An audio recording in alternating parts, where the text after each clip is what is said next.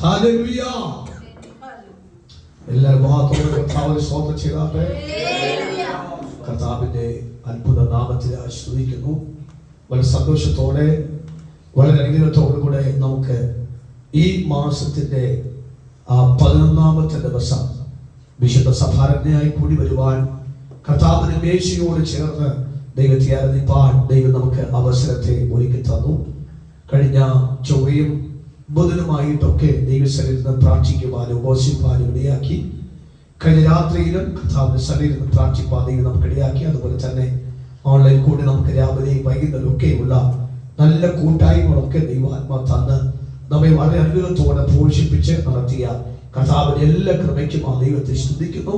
എല്ലാവർക്കും യേശുക്രിസ്തു നാമത്തിൽ വന്ദനം അറിയിക്കുന്ന വിശേഷാൽ ഓൺലൈൻ കൂടെ നമ്മോടൊപ്പം സംബന്ധിക്കുന്നതായ ദൈവമക്കളെ വിശേഷ വന്ദനം അറിയിക്കുന്നു. കർത്താവ് എല്ലാവരും മാനിക്കട്ടെ.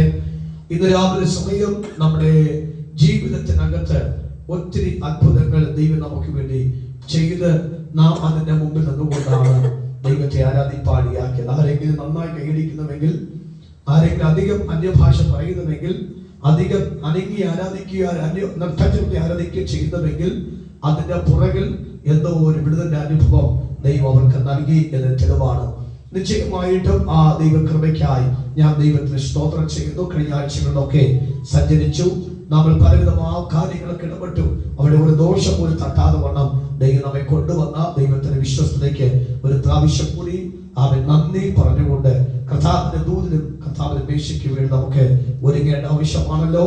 വായിക്കാം ഇന്ന് രാവിലത്തെ മെസ്സേജിന് വേണ്ടി യോവേൽ പ്രവാചകന്റെ പുസ്തകം അതിന്റെ 3ാമത്തെ അധ്യായത്തിന്റെ 20ാമത്തെ വാക്യമാണ് വായിക്കുന്ന വാക്ക്. Joel chapter 3 verses 20. 3ന്റെ 20ാമത്തെ വാക്യം പ്ലീസ്.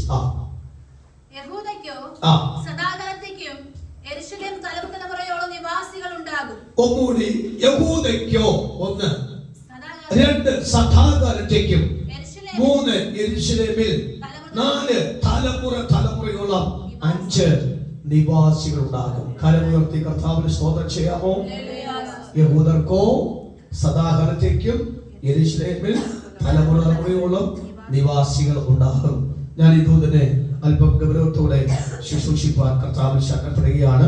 പ്രാർത്ഥനയോടുകൂടെ ഈ വെളിപ്പാടിനെ സ്വീകരിക്കണം. ആമേ. നമ്മുടെ കുഞ്ഞുങ്ങളും എല്ലാവരും ആ ദൂതനെ ഗ്രഹിക്കണം എന്നുകൂടെ ഞാൻ ഓർമ്മിക്കുന്ന സ്തോത്രം. വളരെ പ്രാധാന്യമുള്ള ഒത്തിരി പദങ്ങൾ യോവേൽ പ്രവചന പുസ്തകത്തിനകത്ത് പരിശുദ്ധാത്മാവ് കുറിച്ചു വച്ചിരിക്കുന്നു. അതെ, യോവേൽ പ്രവചന പുസ്തകം 3 അധ്യായമുണ്ട്, 73 വാക്യമുണ്ട്. 3 അധ്യായവും 73 വാക്യമാണ്. തന്നെയുമല്ല, ഈ പ്രവചന പുസ്തകത്തെ അല്ലെങ്കിൽ യോവേൽ പ്രവചനത്തെ യാഹ്വേ എന്നൊരു പദം അല്ലെങ്കിൽ യഹോവ ദൈവം അല്ലെങ്കിൽ യഹോവ എന്റെ ദൈവം എന്നാണ് ഈ പേരിന്റെ അർത്ഥം. ഒന്ന് പറഞ്ഞേ, യാഹ്വേ എന്ന വാക്ക് അല്ലെങ്കിൽ യഹോവ എന്റെ ദൈവം അല്ലെങ്കിൽ യഹോവ തന്നെ ദൈവം എന്നാണ് വാക്കിന്റെ യഥാർത്ഥ അർത്ഥം. എന്നാൽ ഈ പ്രവചനത്തെ പ്രവാചകനെ യോവേൽ പ്രവാചകനെ വിളിക്കുന്നത് പെന്തിക്കോസ്റ്റ് പ്രവാചകൻ എന്നുകൂടെ ചിന്തകന്മാർ വിളിക്കും. പെന്തിക്കോസ്റ്റ് പ്രവാചകൻ എന്ന് പറയുന്ന കാര്യം, അത് പറയുന്ന കാര്യം 3ാം അധ്യായത്തിന്റെ 28ാമത്തെ വാക്യം മുതലാണ്. അതിന് കാരണം വായിക്കാമോ? ഞാൻ വായിച്ച അതിന്റെ ശേഷമോ ഞാൻ സകല ജഡത്തിന്മേലും എന്റെ ആത്മാവിനെ പകരും. അടുത്ത വാക്യം, നിങ്ങളുടെ പുത്രന്മാരും പുത്രിമാരും പ്രവചിക്കും, നിങ്ങളുടെ വൃദ്ധന്മാർ സ്വപ്നങ്ങളെ കാണും, നിങ്ങളുടെ യൗവനക്കാർ ദർശനങ്ങളെ ദർശിക്കും. ദാസന്മാരുടെ മേലും ദാസിമാരുടെ മേലും കൂടെ ഞാൻ ആ നാളുകളിൽ എന്റെ ആത്മാവിനെ പകരും. അപ്പോസ്തലർ 2ാം അധ്യായത്തിന്റെ 1ാമത്തെ വാക്യവും ഈ 2ാം അധ്യായത്തിന്റെ 18ാമത്തെ വാക്യവും 28ാമത്തെ വാക്യം കൂടി ചേർത്ത് വെച്ച് കഴിഞ്ഞാൽ പെന്തിക്കോസ്ത് നാൾ വന്നപ്പോൾ എന്ന വാക്ക് അപ്പോസ്തലർ 2ാം അധ്യായത്തിൽ 1ാമത്തെ വാക്യത്തിൽ കിടക്കുന്ന പോലെ തന്നെയാണ് 2ാം അധ്യായത്തിൽ 28ാമത്തെ വാക്യമായ യോവേൽ പ്രവചന പുസ്തകത്തിനകത്ത് അതിന്റെ ശേഷമോ ഞാൻ എന്റെ ആത്മാവിനെ പകരും എന്ന് ഒന്നൊരു പറഞ്ഞു കഴിഞ്ഞാൽ ഈ 2ാം അധ്യായത്തിൽ 28ാമത്തെ വാക്യത്തിന്റെ നിറവേറലാണ് 2ാം അധ്യായം 1ാമത്തെ വാക്യം അപ്പോസ്തലരുടെ വാക്യം. അപ്പൊ അതുകൊണ്ട് ഈ യോവേൽ പ്രവചന പുസ്തകത്തെ യോവേലിനെ വിളിക്കുന്ന ഒരു പെന്തിക്കോസ്ത് പ്രവാചകൻ എന്ന് പറഞ്ഞാൽ ആത്മാവിൽ ശുശ്രൂഷിക്കുന്ന പ്രവചന ദൈവവചന ശക്തിയാൽ ശുശ്രൂഷിക്കുന്ന, ദൈവ നിയോഗത്താൽ ശുശ്രൂഷിക്കുന്ന ഒരു അനുഗ്രഹിക്കപ്പെട്ട ഒരു പ്രവാചകനാണ് യോവേൽ എന്നാകുന്നു ദൈവവചനത്തിന്റെ ചിന്തകന്മാർ ഓർപ്പിക്കുന്ന വാക്ക്. ഈ വചനത്തിന്റെ ഒരു ഹൈലൈറ്റ് എന്ന് പറയുന്നത് യഹോവയുടെ ദിവസം എന്നൊരു പദമുണ്ട്. വായിക്കാം. യോവേൽ പ്രവാചക പുസ്തകം 1-ാം അധ്യായത്തിന്റെ 15-ാമത്തെ വാക്യം. യോവേൽ chapter 1 verse 15. സ്വന്തം വായിച്ചേ. ആ ദിവസം അയ്യോ കഷ്ടം, യഹോവയുടെ ദിവസം അടുത്തിരിക്കുന്നു. അത് സർവശക്തന്റെ പക്കൽ നിന്ന് യഹോവയുടെ ദിവസം അടുത്തിരിക്കുന്നു. ഇതാണ് ഈ വചനത്തിന്റെ കീവേഡ്. യഹോവയുടെ ദിവസം. നമ്മൾ പറയുന്നു നമുക്കും ഒരു ദിവസമുണ്ട് എന്ന് പറയുന്ന പോലെ തന്നെ യഹോവയുടെ ദിവസം. ആ യഹോവയുടെ ദിവസത്തേക്ക് വേണ്ടിയാണ് നാം കാത്തിരിക്കുന്ന മേഖല. അപ്പൊ അതിന്റെ സിസ്റ്റമാറ്റിക് ആയിട്ട് 1-2 വെളിപ്പാട് നമുക്ക് ഇന്ന് രാവിലെ ചിന്തിക്കണം. നമ്മൾ ഏത് കാലത്തെ കാത്തിരിക്കുന്നത്? ആ ദിവസത്തേക്ക് വേണ്ടി. ഏത് ദിവസത്തേക്ക് വേണ്ടി? ആ ദിവസം. ഏത് ദിവസം? യഹോവയുടെ ദിവസം, അല്ലെ? ആ ദിവസത്തേക്ക് വേണ്ടി കാത്തിരിക്കുന്നത്. നമ്മൾ ഇത്ര ഓടുന്നൊക്കെ ആ ദിവസത്തേക്ക് വേണ്ടിയാണ്, അല്ലെ? നമ്മുടെ കുഞ്ഞുങ്ങളുടെ വിവാഹം നിശ്ചയം കഴിഞ്ഞു, വിവാഹ ദിവസത്തിന് വേണ്ടി കുറിച്ച് കഴിഞ്ഞാൽ ആ 2 പേരും ദമ്പതികൾ തമ്മിൽ ആ ദിവസത്തേക്ക് വേണ്ടി കാത്തിരിക്കും, അല്ലെ? അപ്പൊ അതിന് മുഖത്തിന് ഭാവവ്യത്യാസം ഉണ്ടാകും, സംസാര ശൈലി വ്യത്യാസം, ഓടിലാഗ് വ്യത്യാസം ഉണ്ടാകും. അവരെ മുഖം തന്നെ പറയുന്നു വിവാഹ ദിവസത്തേക്ക് വേണ്ടി ഞങ്ങൾ ഒരുങ്ങി വന്നിരിക്കും, ഒരുങ്ങുന്നു എന്ന പദമാണ്. അതുപോലെ തന്നെയാണ് യഹോവയുടെ ദിവസമാണ് ഈ 73 വാക്യവും 3 അധ്യായമുള്ള യോവേൽ പ്രവാചക ദിവസ വാക്യത്തിന്റെ ആ പുസ്തകത്തിന്റെ കാതല വാക്ക് യഹോവയുടെ ദിവസം എന്ന വാക്കാണ്. അത് ഭയങ്കര ന്യായവിധിയുടെ ദിവസമാണ്, ഭയങ്കര സക്കാരത്തിന്റെ ദിവസമാണ്. എന്നാൽ ദൈവമക്കൾക്ക് ആത്മാവിൽ ആരാധിക്കുന്ന ദിവസമാണ്. സ്വന്തം ഇത് വായിക്കാം. 1-ാം അധ്യായത്തിൽ 1-ാമത്തെ വാക്യം മുതൽ വേഗത്തിൽ വായിച്ച സ്വന്തം. പെതുവേലിന്റെ മകനായ യോവേലിന് ഉണ്ടായ യഹോവയുടെ അരുളപ്പാട്. മൂപ്പന്മാരെ ഇത് കേൾപ്പീൻ, ദേശത്തെ സകല നിവാസികളുമായുള്ളവരെ ചെവികൊള്ളുവിൻ. നിങ്ങളുടെ കാലത്തോ നിങ്ങളുടെ പിതാക്കന്മാരുടെ കാലത്തോ ഇങ്ങനെ സംഭവിച്ചിട്ടുണ്ടോ എന്നൊരു ചോദ്യത്തോടു കൂടിയാണ് ഈ ശുശ്രൂഷയുടെ തുടക്കം പരിശുദ്ധാത്മാവ് കുറിച്ച വാക്ക്. ദൈവത്തിന്റെ ദിവസം നിങ്ങളുടെ കാലത്തോ നിങ്ങളുടെ പിതാക്കന്മാരുടെ കാലത്തോ സംഭവിക്കാത്ത ഒരു ഭയങ്കര സംഭവം സംഭവിക്കാൻ പോകുന്നത് കൊണ്ട് അത് നമുക്ക് പോലും ഞെട്ടലോടെ നോക്കി നിൽക്കേണ്ട ഒരു കാലത്തേക്ക് ദൈവം തന്റെ സഭയെ കൊണ്ടെത്തിക്കൊണ്ടിരിക്കുകയാണ്. അവരുടെ പ്രവചനാത്മാവിന്റെ വാക്കുകൾ നമ്മുടെ വിഷയമായിട്ട് ബന്ധപ്പെട്ട് പറഞ്ഞു കഴിഞ്ഞാൽ നാം കാണാത്തൊരു വിടുതൽ, നാം കാണാത്തൊരു അത്ഭുതം നമ്മുടെ കണ്ണിൽ കർത്താവ് കാണിക്കും. അത് യഹോവയുടെ ദിവസത്തേക്ക് വേണ്ടി കർത്താവ് മാറ്റി വെച്ചിരിക്കുന്ന കാര്യമാണ്. അങ്ങനെ ആ ഒരു യഹോവയുടെ ദിവസത്തേക്ക് വേണ്ടി നാം നിൽക്കുന്നതുകൊണ്ട് നമ്മുടെ കാലത്തോ നമ്മുടെ പിതാക്കന്മാരുടെ കാലത്തോ സംഭവിക്കാത്ത ഒത്തിരി സംഭവങ്ങൾ യഹോവയുടെ ദിവസത്തിൽ വരുമ്പോൾ അത് സംഭവിക്കാൻ സാധ്യതയുള്ളതുകൊണ്ടാണ് നാം പ്രാർത്ഥിച്ചും ഉപവസിച്ചും ആരാധിച്ചു പോകാനും. അതുകൊണ്ട് 2-ാം അധ്യായത്തിന്റെ 17-ാമത്തെ വാക്യം 2-17 വാക്യം വായിച്ചു. എന്നാൽ യഹോവയുടെ ശുശ്രൂഷകന്മാരായ പുരോഹിതന്മാർ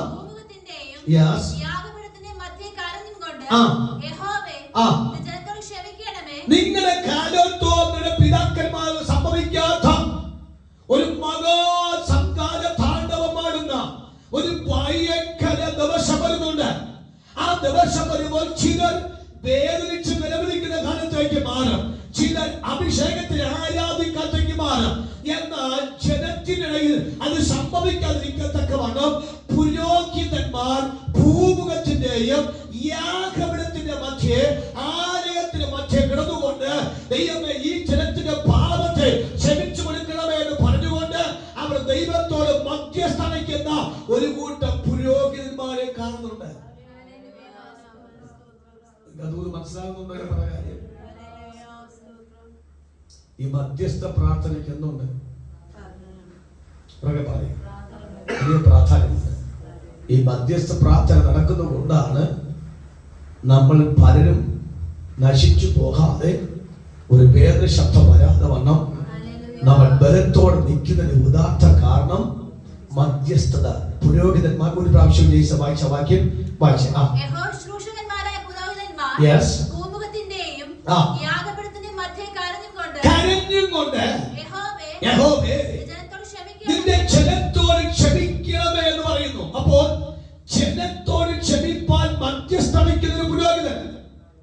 ആ പുരോഹിതന് മധ്യസ്ഥ പ്രാർത്ഥന അത് വലിയ സംഘാര താണ്ഡവം ആടുന്ന പ്രശ്നത്തിന് നടുവിൽ നിന്നും ജനത്തെ സംരക്ഷിച്ച് ജനത്തെ അവയെ ഉയർത്തി ജനത്തെ അവ ദൈവത്തിന്റെ കൃപയുടെ മുമ്പിൽ അവ നിർത്തി പോകുന്ന കാര്യം ഒരു മധ്യസ്ഥതയാണ് എന്നുള്ള കാര്യം കൂടെ ദൈവമക്കൾക്ക് മനസ്സിലാക്കേണ്ട കാര്യമാണ്. സഹോദരാ, ഓക്കെ, ഞാൻ ആ വിശേഷമായ ഞാൻ പോകുന്നില്ല. അത് പോയി കഴിഞ്ഞാൽ നമ്മുടെ മുമ്പിൽ ചിത്രമേശമുണ്ട്, അതിന്റെ സൂക്ഷിക്കുന്ന ആവശ്യമാണ്. 1-2 വെളിപ്പാട് മാത്രം ഞാൻ വേഗത്തിൽ ശിശുവിന് ശേഷം ദൈവമക്കളുടെ നമ്മുടെ ദൂതിലേക്ക് വരാം. വായിക്കാം. അതിന്റെ 2-ാം അധ്യായത്തിന്റെ 21-ാമത്തെ വാക്യം വായിച്ച്. ദേശമേ ഭയപ്പെടേണ്ട, ഘോഷിച്ചുല്ലസിച്ച് സന്തോഷിക്ക, യഹോവ വൻകാര്യങ്ങളെ ചെയ്തിരിക്കുന്നു. എന്തുകൊണ്ട് ദേശമേ സന്തോഷിക്കാം, ദേശമേ ഭയപ്പെടേണ്ട, അവ യഹോവ വൻകാര്യം ചെയ്തിരിക്കുന്നു എന്ന വാക്ക് പറയണമെങ്കിൽ ഭൂമുഖത്തിന്റെ യാഗപീഠത്തിന്റെ മധ്യനിന്നുകൊണ്ട് ഒരു പുരോഹിതൻ കരഞ്ഞുകൊണ്ട് ജനത്തോട് മധ്യസ്ഥത ചെയ്തുകൊണ്ട് പരിശുദ്ധൻ പറയും, ദേശമേ ഭയപ്പെടേണ്ട, ഘോഷിച്ചുല്ലസിക്ക, യഹോവ നിങ്ങൾക്ക് വൻകാര്യങ്ങൾ. ഒന്നുവരൊക്കെ പറഞ്ഞാട്ടെ. ആർക്ക് വേണ്ടി? എനിക്ക് വേണ്ടി. ഉറക്കെ കഥ ഈ മാസം എനിക്ക് വേണ്ടി. ഒന്നുകൂടെ പറഞ്ഞാട്ടെ. യഹോവ എന്റെ കുടുംബത്തിന് വേണ്ടി, എന്റെ കുഞ്ഞുങ്ങൾക്ക് വേണ്ടി, എന്റെ സഭയ്ക്ക് വേണ്ടി, എന്റെ ശുശ്രൂഷയ്ക്ക് വേണ്ടി, ഞാൻ പ്രാർത്ഥിക്കുന്ന സകല കാര്യത്തിന് വേണ്ടി ദൈവം വൻകാര്യങ്ങൾ ചെയ്തിരിക്കുന്നു. അവൻ ചെയ്യുമെന്നല്ല, അവൻ ചെയ്തിരിക്കുന്നു. കരമടിച്ചൊരു നന്ദി പറയാമോ? പുസ്തകത്തിനകത്തുന്നു ആ വെളിപ്പാട് എനിക്ക് ദൈവാന്തരുമ്പോൾ അവൻ ദേശമേ ഭയപ്പെടേണ്ട, ഘോഷിച്ചുല്ലസിക്കുക, യഹോവ എനിക്ക് വേണ്ടി, അവൻ യഹോവ നിങ്ങൾക്ക് വേണ്ടി അവൻ വൻകാര്യങ്ങൾ ചെയ്തിരിക്കുന്നു. കരമടിച്ച് സ്വന്തം ചെയ്യൂ.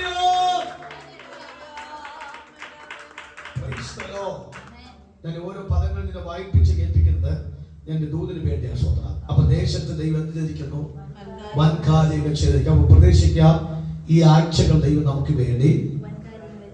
ചെറിയ കാര്യമാണോ വൻകാര്യം എന്ന് പറയുന്ന വാക്കിന്റെ അർത്ഥം?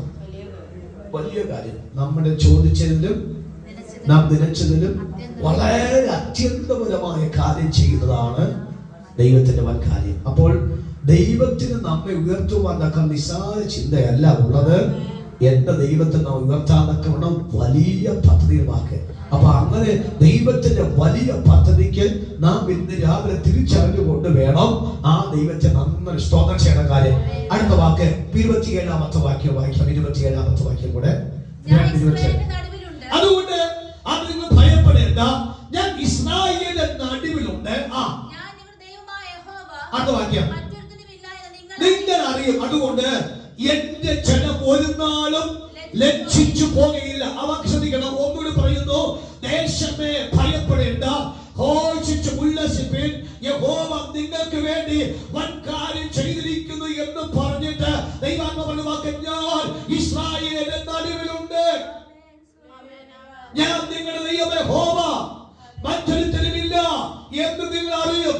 എന്റെ ജനം ഒരു നാളും ലജ്ജിച്ചു പോകില്ല. വിശ്വസിക്കാൻ സമയം. അവൻ ലജ്ജിപ്പിക്കുമ്പോ മനുഷ്യരുണ്ട്, താഴ്ത്തിക്കെട്ട മനുഷ്യരുണ്ട്, അവൻ അടച്ചിടാത്തൊക്കെ ലോകമുണ്ട്, പല തലത്തിൽ അവൻ ശൂന്യമാക്കാൻ വ്യക്തികളുണ്ട്. പക്ഷെ ആത്മാവാക്കാകുന്നു, നിങ്ങൾ ലജ്ജിക്കാതെ കൊണ്ട് അവൻ മാന്യതയോടെ അഭിമാനത്തോടെ ഈ പട്ടണത്തിൽ അവൻ തലമൊക്കെ നിൽക്കത്തക്കവണ്ണം ഞാൻ നിങ്ങൾക്ക് വേണ്ടി വൻകാര്യങ്ങൾ ചെയ്തിരിക്കുന്നു എന്ന് പരിശുദ്ധാത്മ പ്രവചിച്ചു പറയുമ്പോൾ കലമരിച്ചാമെ പറഞ്ഞ് സ്വീകരിപ്പതിയോമുള്ളവർ ശക്തിയോടെ യേശുവേ, എന്റെ തലമുറയ്ക്കായി, എന്റെ കുടുംബത്തിനായി, എന്റെ പ്രാർത്ഥന വിഷയത്തിനായി വൻകാര്യം ചെയ്തിരിക്കുന്നതുകൊണ്ട് ഞാൻ ലജ്ജിച്ചു പോകുന്ന സ്ഥാനത്ത്, അത് കാറ്റിക്കുന്ന സ്ഥാനത്ത് യഹോവ എനിക്ക് വൻകാര്യം ചെയ്തിരിക്കുന്നു. സ്വന്തം നമ്മുടെ സന്ധ്യ സിസ്റ്റർ കഴിഞ്ഞ ദിവസം സാക്ഷ്യം പറഞ്ഞപ്പോൾ ഒരു വാക്ക് പറഞ്ഞു, ദേശത്ത് തലപൊക്കി നടക്കാൻ തക്കവണ്ണമുള്ള നിലയിൽ ദൈവം എനിക്ക് വേണ്ടി വൻകാര്യം ചെയ്തു. അല്ലെ, തോറ്റുപോയ സ്ഥാനത്ത് ജയിപ്പിച്ചു. അഥവാ തോറ്റുപോയിരുന്നുവെങ്കിൽ പെന്തിക്കോസ്തുകാരിയായ ഭാര്യയുടെ ഭർത്താവ് എന്ത് ചെയ്തു? ഇലക്ഷൻ തോറ്റുപോയത്. പക്ഷേ ദൈവം തോൽപ്പിച്ചില്ല, ദൈവം ജയിപ്പിച്ചു. അപ്പൊ ദേശത്ത് അഭിമാനത്തോടെ തലപൊക്കി നടക്കത്തക്കവണ്ണയിൽ ജയിച്ച ഒരു ഭർത്താവിന്റെ ഭാര്യ, മക്കൾ എന്ന അഭിമാനത്തോടെ ആ ദേശം സഞ്ചരിപ്പാതക്കവണ്ണ ദേശമേ നിന്റെ വേഗത്തിൽ ദൈവാത്മാവ് ഒരു അത്ഭുതം ചെയ്തുവെങ്കിൽ അവൻ ദൈവം ഈ വർഷത്തിന്റെ ആരംഭം തന്നെ ലക്ഷിപ്പിച്ചില്ലല്ലോ. അവൻ ദൈവം തല താഴ്ത്തുവാൻ സമ്മതിച്ചില്ലല്ലോ. അവൻ ഈ ആണ്ടിന്റെ ആരംഭമാശത്തിന് ദൈവം ലക്ഷിപ്പിക്കാൻ നിർത്തി. ദൈവം അവൻ ഈ വർഷം മുഴുവനുമായി നമ്മെ ലക്ഷിപ്പിക്കാതെ വന്ന് അവൻ നിർത്തുന്നത് വിശ്വസിക്കുന്ന ദൈവമക്കൾ അവൻ കരമറിച്ച് സ്വന്തം ചെയ്യണം. അഭിമാനത്തോടെ മാതാപിതാക്കളെ അഭിമാനത്തോടെ കരമറിച്ച് പറ, എന്റെ ദൈവം എനിക്ക് വേണ്ടി അത്ഭുതങ്ങൾ ചെയ്യാണ്.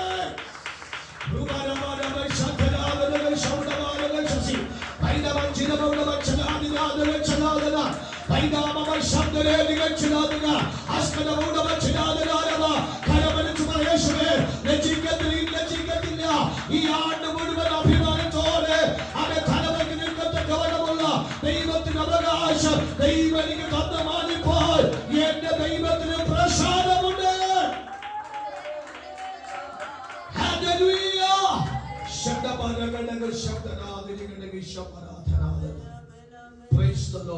ഞാൻ വിശ്വസിക്കുന്ന ദൂതനെ ഈ വർഷം അഭിമാനത്തോടെ ലജ്ജയില്ലാത്ത നിലയിൽ തലപൊക്കി സഞ്ചരിക്കത്തക്കവണ്ണം അടയാളത്തോടെ ദൈവം ചില മറുപടികൾ നമുക്ക് വേണ്ടി തരുമെന്ന് ഞാൻ വിശ്വസിക്കുന്നു. ദൈവം അത്ഭുതങ്ങൾ ചെയ്യും. ദേശത്തെ തലപൊക്കി നടക്കുക പ്രാർത്ഥനക്കാരന്റെ മകൾ, പ്രാർത്ഥനക്കാരന്റെ മകൻ, പ്രാർത്ഥനക്കാരി നീ അവൻ രക്ഷപ്പെട്ടു എന്ന് പറയത്തക്ക നിലയിൽ അഭിമാനത്തൊന്നിക്കത്തക്കവണ്ണം ദൈവാത്മാവ് അവകാശങ്ങളിലേക്ക് പിടിച്ചെങ്കിൽ ദൈവത്തിന്റെ കൃപയ്ക്കായി ഞാൻ ദൈവത്തിന് സ്തോത്രം ചെയ്യുന്നു. അതിനകത്തൊരു പദം കൂടി പറയുന്നത് വായിക്കാമോ? 28ാമത്തെ വാക്യം ഒരു പ്രാവശ്യം യേശു വായിച്ചു. 28ാമത്തെ വാക്യം മുതൽ അടുത്ത വാക്യം, നിന്റെ പുത്രിമാർ പ്രവചിക്കും. പരിശുദ്ധാത്മാവ് പുത്രന്മാരും വരുമ്പോൾ പ്രവചിക്കുമ്പോൾ പ്രവചിക്കുന്ന പുത്രന്മാരെ കാണുമ്പോൾ മാതാപിതാക്കൾക്ക് ഉണ്ടാകുന്ന സന്തോഷമുണ്ടായിരിക്കും. അതെ, ഞാൻ ദിവസങ്ങൾ ആഗ്രഹിച്ച് പ്രാർത്ഥിക്കാൻ നമ്മുടെ സഭയ്ക്കകത്ത് നമ്മുടെ കുഞ്ഞുങ്ങൾ, നമ്മുടെ പ്രിയപ്പെട്ടവർ എന്ത് ചെയ്യണം? അന്യഭാഷ നൃത്തം ചവിട്ടി പ്രവചിച്ച് ആത്മാവിന് ധൈര്യം ഏറ്റെടുക്കുന്ന ഒരു തലമുറ. ആത്മാവ് സ്വന്തം പറഞ്ഞാതെ നമ്മുടെ കുഞ്ഞുങ്ങൾ പ്രവചിക്കണം. നമ്മുടെ കുഞ്ഞുങ്ങൾ ദൈവത്തിന് അഭിഷേകം നയിക്കണം. അതൊരു അഭിമാനമാണ്. ആ ജീവിതത്തിനകത്ത് വലിയ ഭാഗ്യമാണ്. ആ ജീവിതത്തിൽ സംഭവിക്കുന്ന കാര്യമാണ്. ഞാൻ കഴിഞ്ഞ ദിവസം ഈ 2-3 കുഞ്ഞുങ്ങൾ ഈ അന്യഭാഷയിൽ ആരാധിക്കുന്നത് കണ്ടല്ലോ. ഞാൻ പറഞ്ഞല്ലോ, ആ കുഞ്ഞുങ്ങൾ അന്യഭാഷ പറഞ്ഞപ്പോൾ കരഞ്ഞുകൊണ്ടൊരു അന്യഭാഷ പറഞ്ഞു. ആത്മാ വന്നപ്പോൾ കരഞ്ഞ് ഭയങ്കര കരച്ചിലായിരുന്നു. ഇത് കരഞ്ഞപ്പോൾ ഞാനും കരഞ്ഞു. ഇത് കരഞ്ഞപ്പോൾ അവരെ മാതാപിതാക്കൾ കരഞ്ഞു. കരച്ചിലായിരുന്നു. കാര്യം ആ കരഞ്ഞിന്റെ കാരണം പറഞ്ഞാൽ വളരെ 9-12 വയസ്സ് പ്രായമുള്ള കുഞ്ഞുങ്ങൾ അന്യഭാഷ നിന്നുകൊണ്ട് ആരാധിക്കുന്ന കണ്ടപ്പോൾ ആ മാതാപിതാക്കൾ കർത്താവേ, ഇത്രയും പ്രായമായിട്ട് എനിക്ക് പോലും പ്രാപിക്കാൻ കഴിയാത്ത സ്ഥാനത്ത് ആ കൊച്ചു കുഞ്ഞുങ്ങളുടെ നാവിനകത്തേക്ക് ആ പരിശുദ്ധാത്മാവൻ നൽകിയത് അന്യഭാഷ ശബ്ദം നൽകി അവരെ ആരാധി കണ്ടപ്പോൾ അത് ഏറ്റവും സന്തോഷമാണ്. ഇന്ന് രാവിലെ നമുക്ക് പറയാം, നമ്മുടെ കുഞ്ഞുങ്ങൾ കരമടിച്ച് അന്യഭാഷ ആരാധിക്കുകയും പ്രവചിക്കുകയും ചെയ്യുന്ന അവൻ മാതാപിതാക്കൾ നമുക്ക് കാണാൻ കൊതിയുണ്ടല്ലോ. ആ ദൈവത്തിന്റെ കൃപയോർത്ത് ദൈവത്തെ സ്തോത്രം ചെയ്യാം. ദൈവ വിശ്വസ്തത ദൈവമാണ്. ദൈവം അതിലേക്ക് മാറട്ടെ. ഞാൻ രാവിലെ വായിച്ച വചനത്തിലേക്ക് നീങ്ങാൻ ആഗ്രഹിക്കുന്നു. 3-ാമത്തെ അധ്യായത്തിന്റെ 20-ാമത്തെ വാക്യം ഒരു പ്രാവശ്യം കൂടി വായിച്ചരാമോ പ്ലീസ്? യഹൂദയ്ക്കോ സദാകാലത്തേക്കും യെരൂശലേം തലമുറയോളം നിവാസികൾ ഉണ്ടാകും. അറ്റുപോകാത്ത ഒരു അവകാശം ദൈവം മാറ്റിവെച്ചിരിക്കുന്ന യഹൂദന്മാർക്കാണ്. ഒരിക്കൽ പോലും യഹൂദയ്ക്ക് ഒരു അവകാശം കൊടുക്കാൻ ദൈവം പ്ലാൻ ചെയ്താൽ ആ അവകാശത്തിൽ നിന്ന് ഒരു കാര്യം യഹൂദയെ മാറ്റില്ല. ആ ദൈവം നീതിപ്പെട്ട കാര്യമാണ്. എന്താ യഹൂദന്റെ പ്രത്യേകത? അത് ദൈവത്തെ സ്തുതിക്കുന്ന, ആരാധിക്കുന്ന, മഹത്വം കൊടുക്കുന്ന, ദൈവത്തിന് കൊടുക്കേണ്ടത് വെച്ച് പരമാവധി ആരാധന കൊടുക്കുന്ന ഒരു ഗ്രൂപ്പാണ് യഹൂദ ഗ്രൂപ്പ്. ആ ഗ്രൂപ്പിന് ദൈവപരമാക്ക് യഹൂദയ്ക്കോ എന്ന് പറഞ്ഞാൽ ആരാധിക്കുന്നവർക്കോ ദൈവത്തെ മഹത്വപ്പെടുത്തുന്നവർക്കോ ദൈവത്തോട് ചേർന്ന് സഞ്ചരിക്കുന്നവർക്കോ ദൈവം ടെമ്പററി ഒരു ഉയർച്ചയല്ല മാറ്റിവെച്ചിരിക്കുന്നത്, ഒരു പെർമനന്റ് ഉയർച്ചയാണ്. സ്വന്തം അറിയാമോ, ഒരു താൽക്കാലിക നേട്ടത്തിലേക്കല്ല യഹൂദ ഗ്രൂപ്പിൽ ദൈവം മാറ്റിവെച്ച അവകാശം. യഹൂദ ഗ്രൂപ്പിൽ മാറ്റിവെച്ച അവകാശം ഏറ്റവും സ്ഥിരം അവകാശമാണ്. കരമടിച്ച പ്രവചനാത്മാവ് ആ ദൂത് സ്വീകരിച്ചു വരികയാണ്. യഹൂദയ്ക്കോ സദാകാലത്തേക്കുള്ള പദത്തിലേക്ക് യഹൂദയെ പ്രമോട്ട് ചെയ്തുവെക്ക് ആരാധിക്കുന്ന എനിക്ക്, ദൈവത്തെ സ്തുതിക്കുന്ന എനിക്ക് ഒരു താൽക്കാല ഉയർച്ചയല്ല, ഒരു സ്ഥിരമായ ഉയർച്ച. കരമടിച്ച് സ്തോത്രം ചെയ്യണം.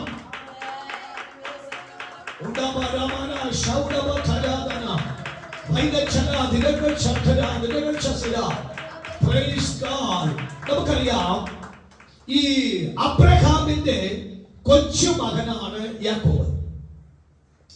ആ യാക്കോബിന്റെ 4ാമത്തെ മകനാണ് 12 ആൺമക്കൾ.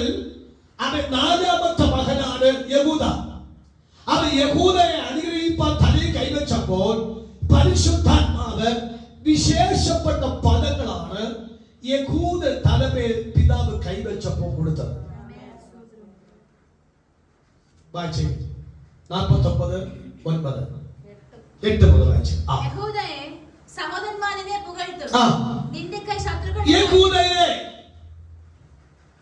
ആരാധിക്കുന്ന കുഞ്ഞ്, സ്തുതിക്കുന്ന തലമുറയെ അവൻ നിന്നെ ജനങ്ങൾ പുകഴ്ത്തത്തക്കവണ്ണം, അവൻ പ്രശംസിക്കത്തക്കവണ്ണം നീ ദൈവത്തെ സ്തുതിപ്പാൻ തുടങ്ങിയാൽ ജനങ്ങൾ സഹോദരനെ പുകഴ്ത്തും. അടുത്ത വാക്ക്, നിന്റെ കൈ ശത്രുക്കളുടെ കഴുത്തിലിരിക്കും, അപ്പന്റെ മക്കൾ നിന്റെ മുമ്പിൽ നമസ്കരിക്കും. യഹൂദ ഒരു ബാലസിംഹം, മകനെ നീ ഇരപിടിച്ച് കയറിയിരിക്കുന്നു. അവൻ കുരുന്ന സിംഹം പോലെയും സിംഹി പോലെയും പതുങ്ങി കിടക്കുന്നു. ആർ അവനെ എഴുന്നേൽക്കും? അവകാശമുള്ളവൻ വരുവോളം ചെങ്കോൽ യഹൂദയിൽ നിന്നും രാജതണ്ട് അവന്റെ കാലുകളുടെ ഇടയിൽ നിന്ന് നീങ്ങി പോകയില്ല. ജാതികളുടെ അനുസരണം അവനോടാകും. അവൻ മുന്തിരിവള്ളിയോട് ചെറു കഴുതയെയും വിശിഷ്ട മുന്തിരിവള്ളിയോട് കഴുതക്കുട്ടിയെയും കെട്ടുന്നു. അവൻ വീഞ്ഞു തന്നെ ഉടുപ്പും രാക്ഷസത്തിൽ തന്നെ വസ്ത്രവും വഴക്കുന്നു. അവന്റെ കണ്ണ് നീഞ്ഞുകൊണ്ട് ചുവന്നു, അവന് പല്ല് പാല് കൊണ്ട് വെളുത്തു വിരിക്കുന്നു. 8, 9, 10, 11, 12 എത്ര വാക്യം? 5 വാക്യത്തിനകത്ത് യഹൂദയെ അനുഗ്രഹിക്കുന്ന പദം. ബാക്കി എല്ലാവർക്കും 1-2 വാക്യം കൊണ്ട് നീ ഒതുക്കും. യഹൂദയ്ക്കോ അനുഗ്രഹത്തിന്റെ വിശേഷത ഭയങ്കരമാണ്. ഇന്ന് ഈ ഫെയ്ത്ത് സിറ്റി വർഷത്തിൽ ആരാധിക്കുന്ന ഈ മക്കളെ, ഓൾവേസ് ശ്രദ്ധിക്കുന്ന ഈ മക്കളെ, ഞാൻ പരിശുദ്ധാത്മാ ഒരു കാര്യം പറയാം. അറിഞ്ഞ് ആരാധിച്ചാലേ, ആര് നോക്കാതെ സ്തോത്രം ചെയ്താലേ, ഒറ്റ വാക്കുകൊണ്ടുള്ള അനുഗ്രഹമല്ല, 1000 വാക്കുകൊണ്ട് അനുഗ്രഹം. അനുഗ്രഹത്തിന്റെ വാക്ക് മാത്രമല്ല, അത് അനുഭവത്തിൽ വരത്തക്കമുള്ള അവകാശങ്ങളും ദൈവം തരുമെങ്കിൽ 2026 പ്രത്യാശയോടുകൂടെ ആ പദമെടുത്ത് പറഞ്ഞു നോക്കിയേ. യഹൂദയ്ക്കോ അവകാശം വിശേഷതകളാകുന്നു. അത് വിശേഷ നന്മ കൊണ്ട് ദൈവാനം പൊതി വെച്ചിരിക്കുന്നു. ആ ഭാഗം അല്പം വിശേഷമായിട്ട് വാക്ക് പറയാൻ ആഗ്രഹിക്കുന്നു. ശ്രദ്ധിക്കണം. ഈ വായിച്ച 9-ാമത്തെ റോമലേഖനം 9-ാം അധ്യായം 4-ാമത്തെ വാക്യം കൂടി വായിക്കണം. 4-ാമത്തെ വാക്യം യഹൂദന്റെ വിശേഷതയെ കുറിച്ച് റോമൻ ചാപ്റ്റർ 9:4 വായിച്ചു. നമ്പർ 1 അവർ ഇസ്രായേല്. അടുത്ത 2 പുത്രത്വം പ്രാപിച്ചവർ, 3 തേജസ് പ്രാപിച്ചവർ, 4 നിയമങ്ങൾ പ്രാപിച്ചവർ, 5 ന്യായപ്രമാണം പ്രാപിച്ചവർ, 6 ആരാധന പ്രാപിച്ചവർ, 7 വാഗ്ദത്തങ്ങൾ പ്രാപിച്ചവർ, 8 അവൻ പിതാക്കന്മാരെ പ്രാപിച്ചവർ. യഹൂദയ്ക്കോ എന്ന വാക്യം ചെറിയ വാക്ക് 8 കാര്യം ഞാൻ ഒന്ന് ഓർപ്പിക്കാം. 1 അവർ റിയൽ ഇസ്രായേൽ. അതിനർത്ഥം ന്യായപ്രമാണം കൊടുത്തു. നമുക്കറിയാം ബൈബിളിനകത്ത് ഈ പെന്തറ്റുക്ക് പഞ്ചഗ്രന്ഥത്തിന് 5 പദമാണ്, 3 പദമാണ്. 1 തോറ, 2 കെരൂബി, മൂന്ന് നബി എന്ന് പറഞ്ഞേ. ഒന്നുകൂടെ. തോറ, കെരൂബിം, നബി. ഈ തോറ 5 പുസ്തകമാണ്. ഉൽപ്പത്തി, പുറപ്പാട്, ലേവ്യ, സംഖ്യ, ആവർത്തന പുസ്തകങ്ങളാണ്. കെരൂബി എന്ന വാക്ക് ചരിത്ര പുസ്തകങ്ങളാണ്. എന്ന നബി എന്ന പുസ്തകം കാവ്യ പുസ്തകമാണ്. ഈ പുസ്തകമെല്ലാം ആർക്ക് വേണ്ടിയുള്ളതായിരുന്നു? യഹൂദന്മാർക്ക് വേണ്ടിയുള്ളതാണ്. അതിൽ മറ്റൊരു പദം കൂടി ബൈബിൾ കൊടുത്തത് തനക്ക് എന്നൊരു പദം. ന്യായപ്രമാണത്തെ വേറെ പദം തനക്ക്. ഈ തനക്ക് മൊത്തം ആർക്കുള്ളതാണ്? യഹൂദയ്ക്കുള്ളതാണ്, ഇസ്രായേലുള്ളതാണ്. പിന്നെ നമുക്കെങ്ങനെ കിട്ടി? കൃപ. അവർ യേശുവിനെ അംഗീകരിക്കാത്തതുകൊണ്ട് ആ രക്ഷയിലേക്ക് വന്നു. നമ്മൾ ജാതികൾ നമ്മളിലേക്ക് വന്നു. അതുകൊണ്ട് ഭാഗ്യം. അതുകൊണ്ട് സത്യം പറഞ്ഞു കഴിഞ്ഞാൽ നമ്മൾ ആരാ? പറഞ്ഞ സിസ്റ്റർ, നമ്മൾ ആരാ? നമുക്ക് വീട് കിട്ടിയ ഒരു ഭാഗ്യം. നമ്മൾ വരേണ്ട പോലെ വന്നതല്ല. യഹൂദന്മാർ യേശുവിനെ അംഗീകരിക്കാതെ വന്നപ്പോൾ യഹൂദന്മാർ അംഗീകരിച്ചത് നമ്മൾ അങ്ങ് അംഗീകരിച്ചു. അതുകൊണ്ട് കിട്ടിയതാണ്. ഇല്ലെങ്കിൽ ഇതെല്ലാം ആടെ വകയാ. ഈ കെദൂറയും ഈ തോറയും കെദൂബിയും ഈ നബിയും എല്ലാം ആടെ വകയാ, യഹൂദന്റെ വകയാണ്. സ്വത്രം അവൻ ഇത് മൊത്തം അവന് വകയാണ്. എന്നാൽ ദൈവം നമുക്ക് എന്ത് ചെയ്തു? അവൻ അതിനൊരു ഭാഗ്യം തന്നു മാത്രമാണ്. അപ്പൊ ഒന്നുകൂടി വായിക്കുന്നു. ഇസ്രായേലിയർ 2 പുത്രത്വമുള്ളവർ, 3 തേജസ്സുള്ളവർ, 4 നിയമങ്ങളുള്ളവർ, 5 ന്യായപ്രമാണമുള്ളവർ, 6 ആരാധനവർക്കാണ്, 7 വാഗ്ദത്തങ്ങൾക്കാണ്. അപ്പോൾ പിതാക്കന്മാർക്ക് അവർക്കാകുന്നു. അങ്ങനെ യഹൂദനെ ദൈവം വിശേഷിപ്പിച്ച് മാറ്റി നിർത്തിയിരിക്കുമ്പോൾ ആ യഹൂദർക്കോ അല്ലെങ്കിൽ ആരാധിച്ചവർക്കോ ആരാധിക്കുന്നവർക്കോ അത് വരുമ്പോൾ സദാകാലത്തേക്ക്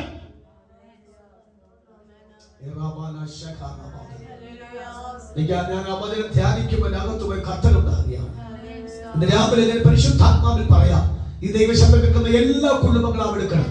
ദൈവം ഒരു വാഗ്ദത്തം തുറന്ന് തന്നാൽ തലമുറ ഉയർച്ചയിലേക്ക് അവൻ ചവിട്ടി കയറാത്ത കവലമാണെങ്കിൽ കരമൊന്ന് അടിച്ചാൽ പറയണം, ആരാധിക്കുന്ന എനിക്കോ അവൻ ദൈവത്തെ സ്തുതിക്കുന്ന എനിക്കോ അവൻ ദൈവം എനിക്കുന്നത് വാഗ്ദത്തങ്ങൾ അവകാശങ്ങൾ മൊത്തം എനിക്ക് നിങ്ങൾ തന്നിട്ടുണ്ടെങ്കിൽ അത് എനിക്ക് പ്രാപിപ്പാൻ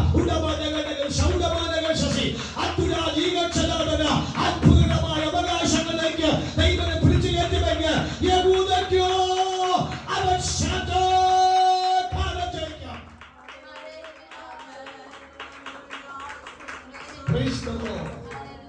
അത് ടെമ്പററി അല്ല, അതൊരു പെർമനന്റ് വഴിയാണ്. ആ ഭാഗത്ത് 2 ആശയം പറയാം, വായിക്കാം. യൂദയുടെ ലേഖനം 25-ാമത്തെ വാക്യം വായിച്ചാട്ടെ. 24-25 വായിച്ചാൽ കുഴപ്പമില്ല. വായിച്ച് വീഴാതവൻ നിങ്ങളെ സൂക്ഷിച്ച് തന്നെ മഹിമാസന്നിധിയിൽ കളങ്കമില്ലാത്തവരായി ആനന്ദത്തോടെ നിർത്തുവാൻ ശക്തിയുള്ളവന് നമ്മുടെ കർത്താവായ യേശുക്രിസ്തു മുഖാന്തരം നമ്മുടെ രക്ഷിതാവായ ഏകദൈവത്തിന് തന്നെ സർവ്വകാലത്തിന് മുമ്പും ഇപ്പോഴും സദാകാലം, ഇന്നലെ ഇന്ന് നാളെ, പാസ്റ്റ് പ്രസന്റ് ഫ്യൂച്ചർ. അപ്പൊ പാസ്റ്റില്, അപ്പൊ പ്രസന്റില്, ഫ്യൂച്ചറിലെ ഈ 3 കാലവും പിടിച്ചു നിർത്തി തന്റെ മഹിമാസന്നിധിയിൽ കളങ്കമറ്റാൻ നിർത്തുവാൻ കഴിയുന്നവനായ ഒരു ദൈവത്തെ. അപ്പോൾ ദൈവത്തെ സേവിക്കുന്നവർക്ക് സദാകാലത്തേക്ക് ഒരു അവകാശം മാറ്റി വെച്ചിരിക്കുന്നു. യഹൂദയ്ക്കോ സ്തുതിച്ച, ഞാൻ അതുകൊണ്ട് ദൈവസഭയുടെ ഒരു വാക്ക് പറയാം, ആര് കൈയടിച്ചില്ലെങ്കിലും നിങ്ങൾ കൈയടിക്കണം. ആര് അന്യഭാഷ പറഞ്ഞില്ലെങ്കിലും പറ, ആര് സ്തോത്രം പറഞ്ഞില്ലെങ്കിലും ഞാൻ സ്തോത്രം പറഞ്ഞു. കാര്യം ആരാധിക്കുന്നവർക്കാണ് സദാകാലത്തേക്കും ഒരു അവകാശം മാറ്റി വെച്ചിരിക്കുന്നത്. സ്തോത്രം. ഞാനത് എനിക്ക് ഒത്തിരി തെളിവായിട്ട് പറയുന്ന കാര്യം എനിക്കറിയാം. ദൈവത്തെ സേവിച്ചിട്ടുള്ള ഞാൻ പറയുന്ന കാര്യമുണ്ട്. ഒരു വാക്കുകൂടി വായിച്ചേ. ഉൽപ്പത്തി പുസ്തകം 13-ാം അധ്യായം അവസാനത്തെ വാക്യം വായിച്ചേ. ഉൽപ്പത്തി 13 അവസാനത്തെ വാക്യം. അപ്പോൾ അബ്രാം ഹെബ്രോനിൽ മമ്രയുടെ തോപ്പിൽ വന്ന് പാർത്തു. അത് വായിക്കാം. അവിടെ യഹോവയ്ക്കൊരു യാഗപീഠം പണിത് ദൈവത്തെ ആരാധിച്ചു. അത് നീതിയായിട്ട് എന്ത് ചെയ്തു? കേട്ടോ പോലെ മനസ്സിലാകുന്നുണ്ടോ? അബ്രഹാമിനോട് ചോദിച്ചിട്ടാണോ യാഗപീഠം തുടങ്ങിയത്? ഞാൻ ആരാധിക്കാൻ പോകുന്നത് നിങ്ങൾ വരുന്നോട് ചോദിച്ചിട്ടാണോ? അല്ല, ആരുടെ അനുവാദം ചോദിക്കാതെ അബ്രഹാം ദൈവ നിയോഗം പ്രാപിച്ചുകൊണ്ട് പുള്ളിക്കൊരു കാര്യം മനസ്സിലായി. ഇവിടെ നിന്ന് കഴിഞ്ഞ ആരാ നടക്കത്തില്ല തോന്നിയിട്ട് ഹെബ്രോനിലോട്ട് വീട് മാറി. പറഞ്ഞേ, ഈ പലരും വീട് മാറിയതിന് കാരണം അതാണ്, ആരാധിക്കാനാണ്. അല്ലേ? ആരാധിക്കാൻ തന്നെയാണ് പറഞ്ഞ് വീട് മാറിയത്. ആരാധിക്കാൻ ദേശം മാറിയത്. ആരാധിക്കാൻ തക്കവണ്ണമാണ് ചില കുലത്തെ വിട്ടത്. ആരാധിക്കാൻ തക്കവണ്ണമാണ് ബന്ധങ്ങൾ വിട്ടത്. ആരാധിക്കാൻ തക്കവണ്ണം പലരും വേണ്ടാന്ന് വെച്ചു. അങ്ങനെ വെച്ച് ആരാധിച്ചിട്ടുള്ള തലമുറ ദൈവം മാറിച്ചിട്ടേ ഉള്ളൂ. Price the Lord. ഇതിനെ പരിശുദ്ധാത്മ പറയാം, അവൻ പ്രാർത്ഥിക്കുവാനും ആരാധിക്കുവാനും വേണ്ടാന്ന് വെക്കാനും വേണ്ടാന്ന് വെച്ചുകൊണ്ട് വേർപെട്ടിരുന്നുകൊണ്ട് വീട് വിട്ട്, നാട് വിട്ട്, നാട്ടുകാരെ വിട്ട്, ബന്ധങ്ങൾ വിട്ട്, ചാച്ചക്കാരെ വിട്ടു, സ്നേഹിതരെ വിട്ടു, ആരാധിക്കാൻ വേണ്ടി മാത്രം വില മുടക്കി യാത്ര ചെയ്തവരുണ്ട്. ആ യാത്ര ചെയ്തവരെ അവരുടെ തലമുറകളെ ദൈവം മാനിക്കാതിരുന്നിട്ടില്ല. അവരെ മാനി ചരിത്രമുണ്ടെങ്കിൽ ഇതിന് അവരെ കരമറിച്ച് പറഞ്ഞു, അവർ ദൈവത്തെ ആരാധിപ്പാൻ എന്തൊക്കെ ഉപേക്ഷിക്കേണ്ടി വന്നുവോ ആ ഉപേക്ഷിച്ചതല്ല, അമർത്തി കുരുക്കി കവിയുന്നവരാണവരെ ഈ 2026 തന്ന് അവരെ മാനിപ്പാൻ എന്റെ ദൈവം ഈശോനാണ്. കരമടിച്ച് സ്തോത്രം ചെയ്യണം.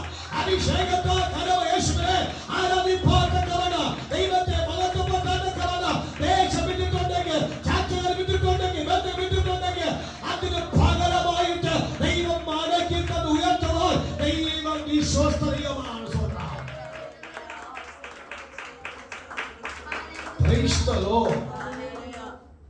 അതുകൊണ്ട് ഇടയ്ക്കൊക്കെ പറഞ്ഞ വാക്കാണ് കുമ്പനാണ്, അടപ്പനാകുന്ന ഫാമിലി, കൊടുന്തറ ഫാമിലി, ഇങ്ങനെ പല ഫാമിലിയെ കുറിച്ച് ചരിത്രം പറയുന്നു.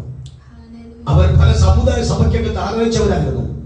പക്ഷെ പരിശുദ്ധാത്മാവിൽ ആകർഷിച്ചപ്പോൾ പരിശുദ്ധാത്മാവിന് വേണ്ടി അവർ ബന്ധങ്ങളെ വിട്ടു, വലിയ കുടുംബക്കാരെ വിട്ട് ഇറങ്ങി തിരിച്ചിട്ട് അവർ താലിമാലയൊക്കെ വെട്ടി ദൂരെ കളഞ്ഞിട്ട് തിരിച്ച് വീട്ടിലൂടെ കയറി പോയപ്പോൾ അവർ കെട്ടിയ താലി എന്ന് ചോദിച്ചപ്പോൾ പറഞ്ഞു, പരിശുദ്ധാത്മാവിന് പ്രാധാന്യം കൊടുത്തത് കൊണ്ട് താലി വേണ്ടാന്ന് വെച്ചു. താലി കെട്ടിയ ഭർത്താവ് ഇറങ്ങിപ്പോക്കണം, ഇറങ്ങിപ്പോകേണ്ടി വന്നു.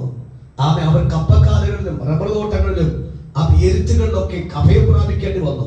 ഇന്ന് നിങ്ങൾ ഓർത്തോണം, കുമ്പനാടെന്ന് നമ്മൾ പറഞ്ഞാൽ ആ കുമ്പനാടിനകത്ത് വലിയ ആത്മീയ സമ്മേളനം നടക്കുക മാത്രമല്ല, സമ്പന്നന്മാരും മൊത്തം താമസിക്കുന്ന ഒരു ഭയങ്കര ദേശമാക്കി ആ കുമ്പനാട്, പുല്ലാട്, ആവശ്യം 20 പേര്, തിരുവല്ല എന്നീ ഭാഗങ്ങൾ ദൈവം ഉയർത്തിയെങ്കിൽ അതിന്റെ പുറകിൽ ഒരു വില മുടക്കിയ യഹൂദയ്ക്ക് വേണ്ടി ആരാധിപ്പാതക്കവന്റെ വില മുടക്കിയിട്ടുള്ള അവന്റെ കുലത്തിന് വേണ്ടി ദൈവം മറന്നിട്ടില്ല.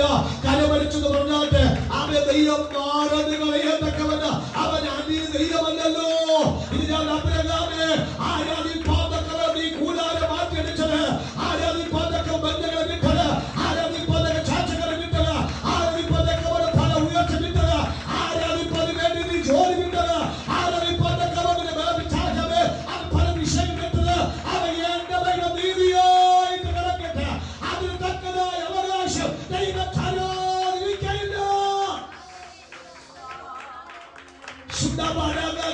കരമടിച്ച് അഭിഷേകത്തോടെ തന്നെ ശോഭ ചെയ്യണം. ആത്മാവിൽ കരമടിച്ച് യേശുവേ ദൈവത്തിന് നിന്നവരെ ദൈവം വിട്ടിട്ടില്ല. അവ ദൈവത്തിന് വില മുടക്കിയവരെ മാറിയിട്ടില്ല. അവരെ ഉയർച്ചയിലേക്ക്, അവരെ സദാകാലത്തേക്കുമുള്ള അവകാശങ്ങളിലേക്ക് ദൈവം ഉയർത്തിക്കൊണ്ട് അത് ഇന്നും അങ്ങനെ തന്നെയാണ്. അത് മാറി വരുന്നതാണ്. Price the lord. Praise the lord. Praise the Lord. ഈ ഹബക്കൂക്കിന്റെ പ്രവചനം 3-ാം അധ്യായത്തിന്റെ 18-ാമത്തെ വാക്യത്തിൽ ഒരു വാക്കുണ്ട്, എങ്കിലും. എന്തിന്? ഉറക്കെ എങ്കിലും. എങ്കിലും വാക്കിന്റെ അർത്ഥം പറഞ്ഞേ. എന്റെ ജീവിതത്തിൽ നഷ്ടം വന്നു. എന്ത് വന്നു? നഷ്ടം വന്നു.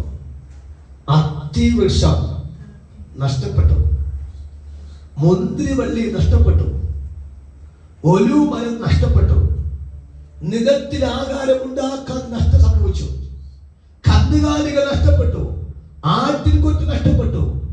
6 നഷ്ടങ്ങൾ വന്നു. ഞാൻ ഓർത്തു തകർന്ന് ഉടഞ്ഞു പോകുമെന്നാണ്. അവിടെയാണ് എങ്കിലും. ആരാധനയ്ക്ക് വേണ്ടി നഷ്ടങ്ങൾ സഹിച്ചാലും 19ാമത്തെ വാക്കിലെ വാക്കുണ്ട്, അവൻ എന്റെ കാലിന് നഷ്ടം സഹിച്ച് ആരാധിപ്പാൻ സമർപ്പിക്കപ്പെട്ട ദൈവമക്കളോട് ഈ സന്ദേശം ദൈവമക്കൾ പരിശുദ്ധാത്മാവ് പ്രവേശിച്ചു പറയുന്നു. ആരാധനയ്ക്ക് വേണ്ടി നീ അല്പം നഷ്ടം സഹിച്ചുവെങ്കിൽ, ആരാധനയ്ക്ക് വേണ്ടി ചില വില മുടക്കിയിട്ടുണ്ടെങ്കിൽ, ആരാധനയ്ക്ക് വേണ്ടി ചില ത്യാഗം സഹിച്ചിട്ടുണ്ടെങ്കിൽ, ആരാധനയ്ക്ക് വേണ്ടി ചില വേണ്ടെന്ന് വെച്ച കാര്യമുണ്ടെങ്കിൽ, അവ എങ്കിലോ എന്നൊരു വാക്ക് വന്നിട്ടുണ്ടെങ്കിൽ, ആ വല്ലപ്പോഴത്തെ ആരാധനയ്ക്ക് വേണ്ടി അവൻ ശയത്തെ വിട്ടിട്ടുണ്ടെങ്കിൽ, ആ വിട്ടവനെ കുറിച്ച് പ്രവചിച്ചു പറയുന്നു, അവൻ എന്റെ കാലുകളെ തുല്യമാക്കി ഉന്നതികളുടെ മേൽ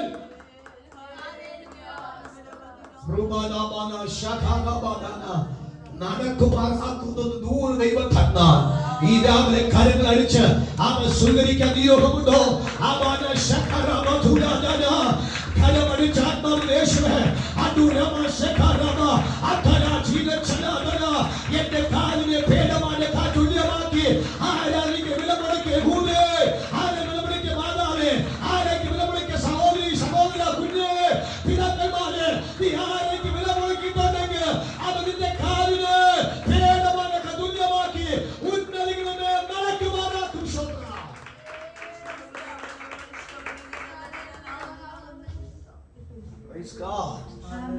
നമ്മുടെ ദൈവം വിശ്വസ്തനാണ്. അബ്രഹാം കൂടാരം നീക്കി. എന്തിനാ കൂടാരം നീക്കിയത്? നമ്മൾ പറഞ്ഞു പാസ്റ്റേ വാടക കൂടുതലാണ് പാസ്റ്റേ.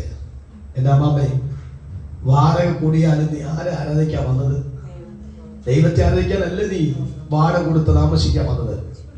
അത് ദൈവം നീതിയായിട്ട് കണക്കിടാതിരിക്കുമോ? Praise the lord, praise the lord. മനസ്സിലാകുന്നുണ്ടോ? Praise the lord. ആരാധനയ്ക്ക് വേണ്ടി നീ അപ്പനെ വിട്ടോ, അമ്മയെ വിട്ടോ, ആരാധനയ്ക്ക് ലോകത്തിന് വിട്ടോ, ആരാധനയ്ക്ക് വേണ്ടി ആരെ വിട്ടോ? അബ്രഹാമേ അതിനെല്ലാത്തിനെയും പ്രതിഫലം ചെയ്യാ. 14:1, 15:1, 16:1, 18:1 വായിച്ച സ്വത്ര വേഗത്തിൽ. 14:1, 15:1, 16:1, 18:1 വായിച്ചേ. വേഗത്തിൽ വായിച്ചു. ഷിനാർ രാജാവായ അമ്രാഫേൽ, എലാസാർ രാജാവായ അരിയോക്ക്, ഏലാൻ രാജാവായ കെദാർലായോമർ, ജാതികളുടെ രാജാവായ തീദാൽ എന്നിവരുടെ കാലത്ത് അവർ സോദോം രാജാവായ ബേര. ആ വാക്ക് വായിക്കുമ്പോൾ നിങ്ങൾക്ക് എന്ത് മനസ്സിലാകുന്നുണ്ട്? ബന്ധങ്ങൾ കൂടി വന്നില്ലേ? രാജാക്കന്മാരുമായിട്ട് ബന്ധം കിട്ടിയോ? കൂടാരം അടിച്ച് മാറ്റിയപ്പോ ആ 13 അവശാന്ത വാക്യം എന്ത് വന്നു? കൂടാരം നീക്കി യാഗവിടപ്പെട്ടു ആനന്ദിച്ചു അബ്രഹാം. 14 ബന്ധം സംഭവിച്ചു. ചില പുതിയ ബന്ധങ്ങൾ. ഏത് ബന്ധങ്ങൾ? രാജകീയ ബന്ധം വന്നോ? അച്ഛാ, കന്യദേശത്ത് കിടന്നെങ്കിലോ? പറ. ജന്മദേശത്ത് കിടന്നെങ്കിലോ? ബന്ധം കിട്ടും. ഏത് ബന്ധം? അങ്ങനെ ബന്ധം കിട്ടത്തുള്ളൂ. പക്ഷെ ആനന്ദിക്ക് ഇറങ്ങി ബന്ധം എന്തായി? ഒരാമൻ പറ. ഞാനൊരു ശുശ്രൂഷനായതുകൊണ്ട് അഭിമാനിക്കുകയാണ്. ഞാൻ ദൈവത്തിന്റെ സഞ്ചാര ശുശ്രൂഷനായതുകൊണ്ട് അഭിമാനിക്കുകയാണ്.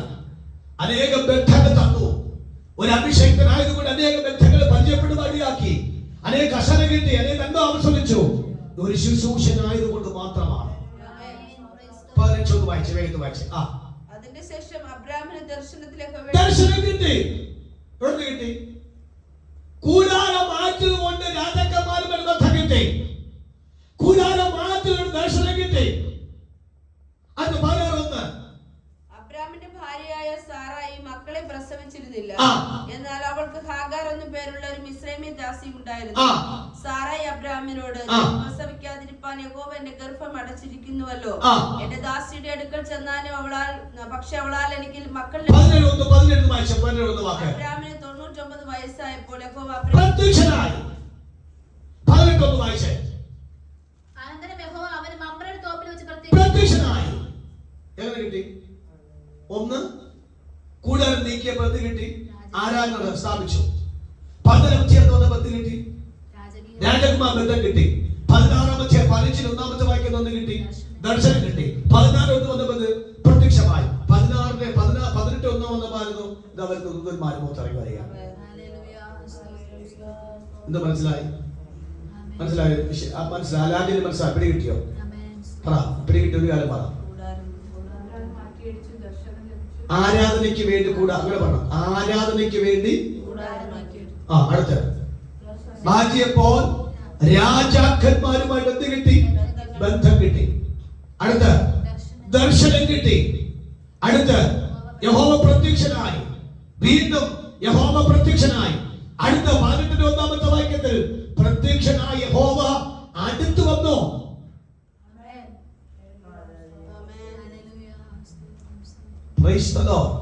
അവിടെ വെച്ചൊരു വാക്ക് പറഞ്ഞു, അടുത്ത വർഷം ഞാൻ വരും. 18 വാക്യം, അടുത്ത വർഷം ഞാൻ വരും. അടുത്ത വർഷം വരുമ്പോൾ നിന്റെ ഭാര്യയായ സാറ ഒരു ആൺമക്കളെ അടച്ചുകൊള്ളും. കിട്ടിയോ? ഇപ്പൊ കൂടാരം മരിച്ചപ്പോ നഷ്ടമാണോ നേട്ടമാണോ? ഒരു സ്വന്തം പറ. ആരാധനയ്ക്ക് വേണ്ടിയല്ല അമ്മാമ്മ ഇത്രയും വില മുടക്കിയത്. അച്ഛാ, ആരാധനയ്ക്ക് വേണ്ടിയല്ല ഇത്ര സത്യാഗം സഹിച്ചത്. സത്യത്തിൽ ആത്മാർത്ഥതയെ ആരാധിക്കാൻ കഴിയല്ലേ ഇത്രയും ത്യാഗം സഹിച്ചത്. അതുകൊണ്ട് നഷ്ടമല്ലെന്നാ പറഞ്ഞത്. അതുകൊണ്ട് കഷ്ടത്തിലേക്കല്ല കയറ്റി വിട്ടത്. അതുകൊണ്ട് വിഷമത്തിലേക്കല്ല കടത്തി വിട്ടത്. നേട്ടത്തിലേക്ക് കടത്തി വിട്ടു. ഇന്ന് രാവിലെ പ്രവചിച്ചു പറയാ, 2026 11 ദിവസം ആത്മാവ് പ്രവചിക്കുന്നു. ചില ആരാധന ശക്തി വെളിപ്പെടുമ്പോൾ ചില പുതിയ ബന്ധങ്ങൾ, പുതിയ ഉയർച്ചകൾ, പുതിയ നേട്ടങ്ങൾ, പുതിയ ദർശനങ്ങൾ, പുതിയ ആലോചനകൾ, പുതിയ അള്ളപ്പാടുകൾ, പുതിയ നിയോഗങ്ങൾ, പുതിയ റൂട്ടുകൾ, പുതിയ വിശേഷതകൾ, അത് പുതിയ സന്തോഷങ്ങൾ, അത് പുതിയ ചുവടുവെപ്പുകൾ, അത് ദൈവം തരുമെന്ന് ഞാൻ ഇന്ന് രാവിലെ പ്രവചിക്കുകയാണ്. കരമടിച്ചു യേശുവേ, അത് അങ്ങനെ തന്നെ സംഭവിക്കാൻ എന്നെ സമർപ്പിക്കുകയാണ്.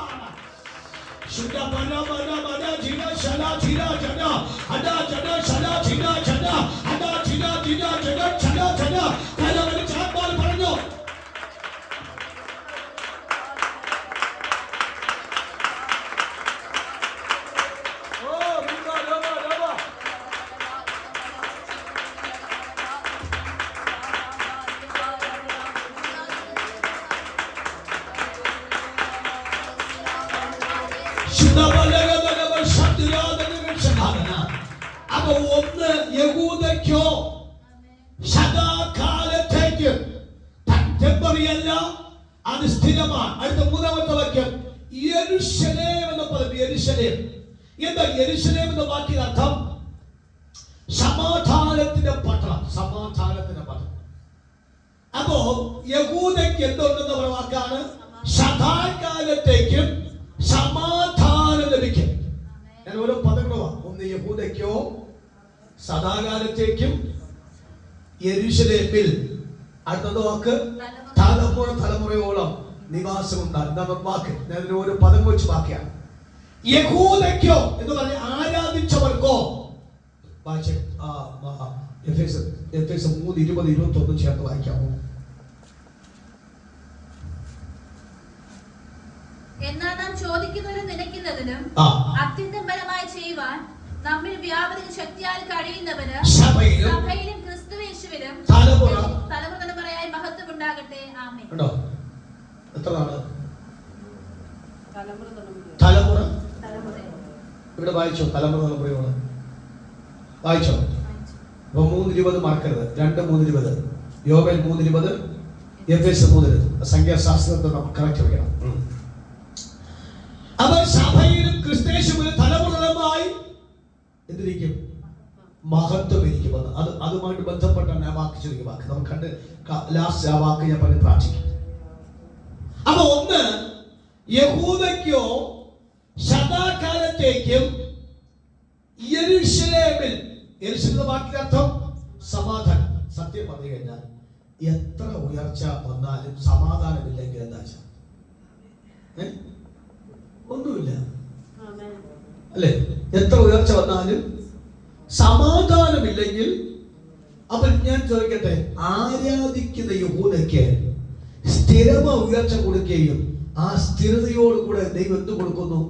സമാധാനം കൊടുക്കുന്നു. ഈ ആണ്ട് മൊത്തം സഭയെ ദൈവമക്കളെ എങ്ങനെ പാർക്കാൻ പറ്റും? സമാധാനത്തോടെ. യെരൂശലേമിൽ ഒന്ന് വായിച്ചേ, യെശയ്യാപ്രവാചക പുസ്തകം 66-ാം അധ്യായം 13-ാമത്തെ വാക്യം മുതൽ വായിച്ചേ. ആശ്വസിപ്പിക്കുന്നത് പോലെ ഞാൻ നിങ്ങളെ ആശ്വസിപ്പിക്കും, നിങ്ങൾ യെരൂശലേമിൽ ആശ്വാസം പ്രാപിക്കും. അത് കണ്ടിട്ട് നിങ്ങളുടെ ഹൃദയം സന്തോഷിക്കും, നിങ്ങളുടെ അസ്ഥികൾ ഇളംപുല്ല് പോലെ തഴയ്ക്കും. അമ്മ ആശ്വസിപ്പിക്കുന്നത് പോലെ നിങ്ങൾക്ക് യെരൂശലേമിൽ എന്ത് കിട്ടും? ആശ്വാസം. എങ്ങനത്തെ ആശ്വാസം? നിങ്ങൾക്ക് അമ്മയുടെ ആശ്വാസം കിട്ടും. അല്ലോ യഹൂദേ, നിനക്ക് സദാകാലത്ത് ഉയർച്ചയുണ്ട്. ആ സദാകാലത്ത് ഉയർച്ച നീ പ്രാപിക്കുമ്പോൾ നീ യെരൂശലേമിൽ നിന്ന് പ്രാപിക്കുന്നത് എന്ന് പറഞ്ഞാൽ സമാധാനം. ഏത് സമാധാനം? അമ്മയുടെ സമാധാനം, അമ്മയുടെ ആശ്വാസം.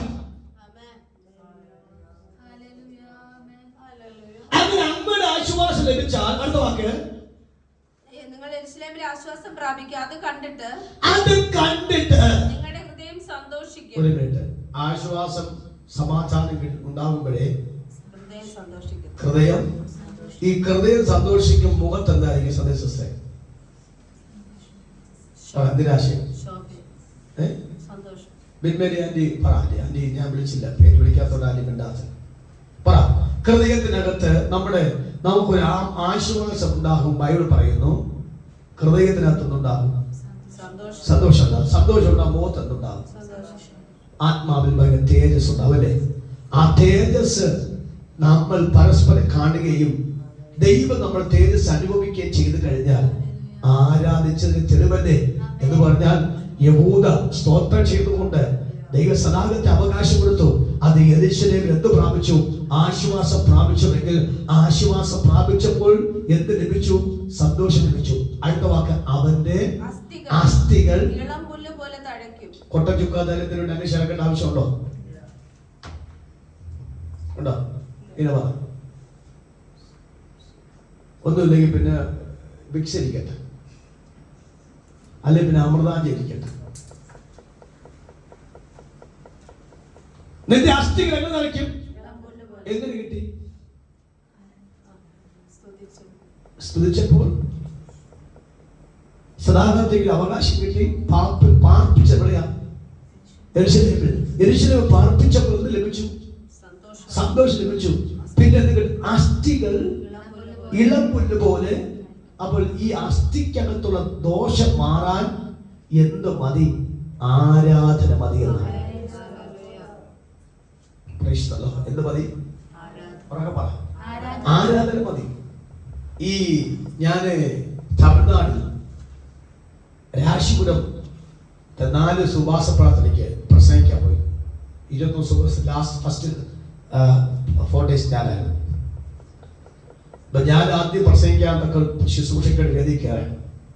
അപ്പൊ കയറിയപ്പോൾ ഒരു അമ്മച്ചി, ഞാനൊന്ന് പ്രസംഗിച്ചത്, ഞാനൊരു പുതിയതും മൂർച്ചയുള്ളതും പല്ലേറിയതുമായ മെതിവണ്ടിയാക്കി തീർക്കും. ഇതാണ് മെസ്സേജ്. അപ്പൊ അതിന് ഞാൻ ഈ മെതിവണ്ടിയെ നേരെ ഫുൾഡോസറാക്കി, JCB-ആക്കി. എന്നിട്ട് ഞാൻ തമിഴ് സഹോദരങ്ങൾക്ക് ആക്ഷൻ കാണിക്കൊക്കെ നല്ലതാണ്, സന്തോഷമാണ്. ഞാൻ ഒരു ആക്ഷൻ കാണിച്ചങ്ങ് ആ വാക്ക് പ്രസംഗിച്ചു. ഫുൾഡോസറിന്റെ ആക്ഷൻ. അപ്പൊ മൺമട്ടി കൊണ്ട് ഉപയോഗിക്കുന്നതിന്റെ ടൈമിങ്ങും ഫുൾഡോസറിന്റെ ടൈമിങ്ങും തമ്മിൽ ഞാൻ കാൽക്കുലേറ്റ് ചെയ്ത് സംസാരിച്ചപ്പോൾ ജനമങ്ങ് ഇരഞ്ഞാരതിക്കാൻ തുടങ്ങി. ഞാൻ നോക്കിയപ്പോൾ 75 വയസ്സ് പ്രായം ഇന്ദ്രാണി അമ്മ എന്ന് പറയുന്ന അമ്മച്ചി സ്റ്റേജിൽ കയറി വന്നത് ചെയ്തു. ഭയങ്കര ബ്രേക്ക് ഡാൻസ്.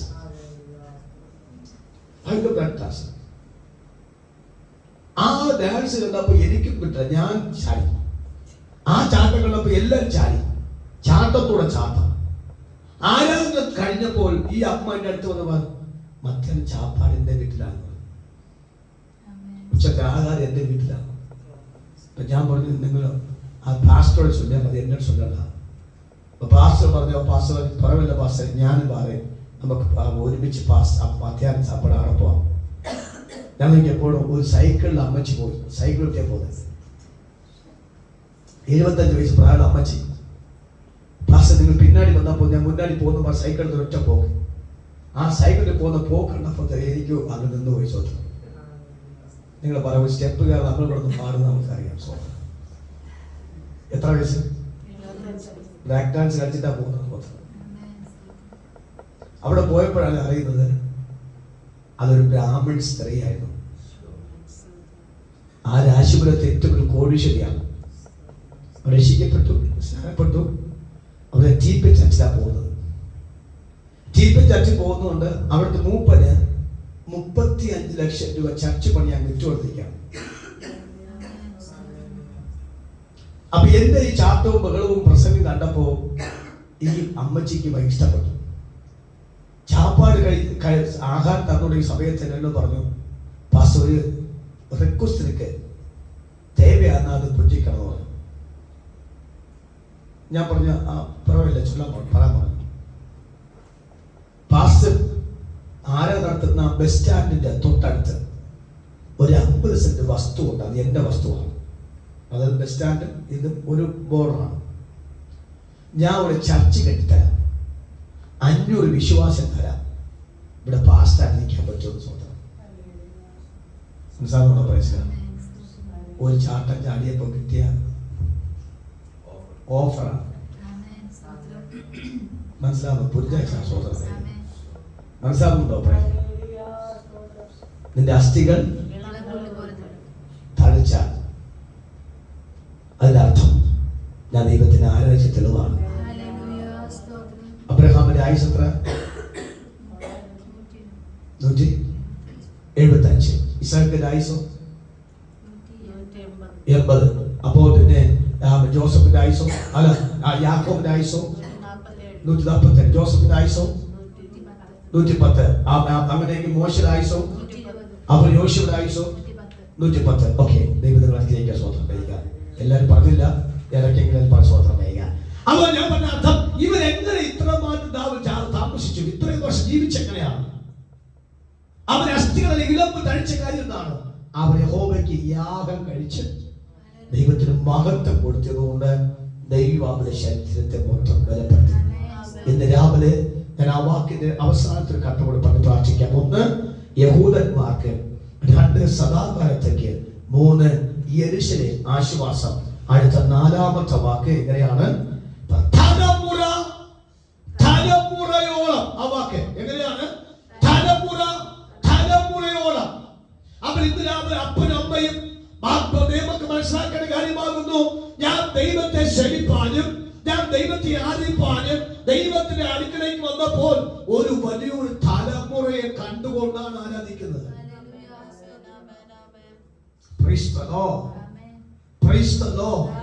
കരുണയോടെ കർത്താവിന് സ്തോത്രം ചെയ്യാമോ? തലമുറ തലമുറയോളം. നമ്മൾ പ്രാർത്ഥിക്കുന്നത് ആർക്ക് വേണ്ടിയാണ്? നമ്മുടെ ഏറ്റവും വലിയ പ്രാർത്ഥന വിഷയം തലമുറകൾക്ക് വേണ്ടി പ്രാർത്ഥനയാണ്. ഞാൻ ഇന്ന് രാവിലെ പരിശുദ്ധാത്മൻ പറയാം, നിറഞ്ഞ ഹൃദയത്തോടെ, നല്ല ശുദ്ധ മനസാക്ഷിയോടുകൂടെ, നിർവ്യാജ വിശ്വാസത്തോടെ, ആത്മനിയോഗത്തോടുകൂടെ ഒന്ന് ആത്മാവിനെ ആലോചിച്ച് നോക്കിയേ. നമ്മുടെ തലമുറകളെ ദൈവാത്മാവ് പുനഃസ്ഥാപിച്ച് ദൈവം ഉയർത്തിരിക്കും. ആ ദൈവത്തിന്റെ നീതിയാണ്. അതിന് ഒരു തടസ്സമോ ഒരു താമസമോ ഉണ്ടാകില്ല. കരം ഉയർത്തി കർത്താവിന് സ്തോത്രം പറയണം. Praise the Lord. തലമുറ തലം നിവാസി ഉണ്ടാകും. അത് പാഴും ശൂന്യമായി പോകത്തില്ല. അത് പാഴുശൂന്യമായി പോകത്തില്ല. അതിനകത്ത് തലമുറ താമസിക്കും. അതുകൊണ്ട് ഇന്നും നമ്മൾ അബ്രഹാമിനെ കുറിച്ച് പ്രസംഗിക്കുന്നു, യാക്കോബിനെ ഇസ്ഹാക്കിനെ പ്രസംഗിക്കുന്നു, യാക്കോബിനെ കുറിച്ച് പറയുന്നു, ജോസഫിനെ കുറിച്ച് പറയുന്നു. അവർ മരിച്ചിട്ട് എത്രയോ കാലം കഴിഞ്ഞു. പക്ഷെ ഇന്ന് നമ്മൾ അവരെ വാക്കുപയോഗിക്കാൻ കാരണം അവർ ദൈവത്തിന് കൊടുത്ത ആരാധന അത്രയ്ക്ക് വിശേഷതയാണ്. ദാവീദ് ദൈവത്തെ ആരാധിച്ചു. നമുക്കറിയാം ബൈബിളിൽ അങ്ങനത്തെ ഒരു വാക്കുണ്ട്, ദാവീദേ നീ മരിച്ചു കഴിഞ്ഞാൽ നിന്റെ സിംഹാസനം ഇരിക്കാതൊക്കെ വന്നു ഞാനൊരു തലമുറ ഒരുക്കി നിർത്തിയിട്ടുണ്ട്. ആ തലമുറ നഷ്ടപ്പെട്ടു പോയി ഉണ്ടായില്ല. ദാവീദ് മരിക്കുന്നു. ആ മരിക്കുന്ന തൊട്ട് മുമ്പിൽ തന്റെ മകൻ ശലോമോനെ പിടിച്ച് ആ സ്ഥാനത്ത് കൊണ്ടെത്തിച്ചു. ദൈവനീതിയാണ്. Praise the Lord. ഇന്ന് രാവിലെ ഞാൻ ദൈവക്കൂടെ ആത്മാവിൽ പറയാം, യഹൂദന്മാർക്കോ സദാകാലത്തേക്കും യെരൂശലേമിൽ തലമുറകളോളം നിവാസികൾ ഉണ്ടാകുമെങ്കിൽ ഇന്ന് രാവിലെ നമ്മെ ദൈവത്തിന്റെ കരങ്ങളിൽ ഏൽപ്പിച്ചു. കർത്താവേ, ഞാൻ ദൈവത്തിന് മുമ്പിൽ നിന്ദിക്കുന്നു, ഞാൻ ദൈവത്തെ ആരാധിക്കുന്നു, ദൈവം വിശുദ്ധ ജീവിക്കുന്നു. എനിക്കും അടുത്ത തലമുറയ്ക്കും സ്ഥിരമായൊരു അവകാശം, നഷ്ടം സംഭവിക്കാത്തൊരു അവകാശം ദൈവം തരുമെന്ന് വിശ്വസിക്കുന്നവർ ഒന്ന് കരമുയർത്തി കർത്താവിനെ സ്തോത്രം ചെയ്യുക. എന്റെ ദൂതന്റെ ഒരു ചെറിയൊരു ആശയത്തോട് പറഞ്ഞ് ഞാൻ പ്രാർത്ഥിക്കാം. രൂത്തിന്റെ പുസ്തകം 4-ാം അധ്യായത്തിന്റെ അവസാനത്തെ പാരഗ്രാഫ് മൊത്തം വായിച്ചിട്ട് ഒന്ന് താമസോത്രം വായിച്ചു. ഫേറസിന്റെ വംശപാരമ്പര്യമാവിത്. ഫേറസ് ഹെസ്രോനെ ജനിപ്പിച്ചു, ഹെസ്രോൻ രാമിനെ ജനിപ്പിച്ചു, രാം അമ്മിനദാബിനെ ജനിപ്പിച്ചു, അമ്മിനദാബ് നഹശോനെ ജനിപ്പിച്ചു, നഹശോൻ സൽമോനെ ജനിപ്പിച്ചു, സൽമോൻ ബോവസിനെ ജനിപ്പിച്ചു, ബോവസ് ഓബേദിനെ ജനിപ്പിച്ചു, ഓബേദ് ഇശായെ ജനിപ്പിച്ചു, ഇശായി ദാവീദിനെ ജനിപ്പിച്ചു. ഈ തലമുറകൾ മൊത്തം നാം വായിച്ചപ്പോൾ ഈ വാക്യങ്ങൾ ബന്ധപ്പെട്ട് വായിച്ച് തലമുറയോട് എന്തുണ്ടാകും? നിവാസികൾ ഉണ്ടാകും. ആ തലമുറയിലല്ലേ യേശു വന്നത്? ആ തലമുറയിലല്ലേ ഞാൻ വന്നത്? ആണോ? യേശുവിന്റെ തലമുറയിലെ ഞാൻ വന്നത്. അങ്ങനെയെങ്കിൽ നിവാസികൾ ഉണ്ടായോ? അപ്പോൾ ഈ വചനം പറഞ്ഞു, യഹൂദ ഗോത്രത്തിന്റെ സിംഹവും ദാവീദിന്റെ പേരുമായവൻ ഈ പുസ്തകം തുറപ്പാനും ഇതിന്റെ മുദ്ര പൊട്ടിപ്പാനും യോഗ്യത പ്രാപിച്ചു. അങ്ങനെയെങ്കിൽ യേശു ആരാധന കുടുംബത്തിൽ ജനിച്ചതാണ്. യഹൂദ കുലത്തിൽ ജനിച്ച യേശുവിന്റെ ആ പശ്ചാത്തലത്തിൽ നാം വായിച്ചു വരുമ്പോൾ യേശു യഹൂദ കുലത്തിൽ ജനിച്ചു. ആ യഹൂദ കുലത്തിൽ ജനിച്ച യേശു ക്രിസ്തുവിന്റെ വംശപാരമ്പര്യം നഷ്ടമുണ്ടായില്ല.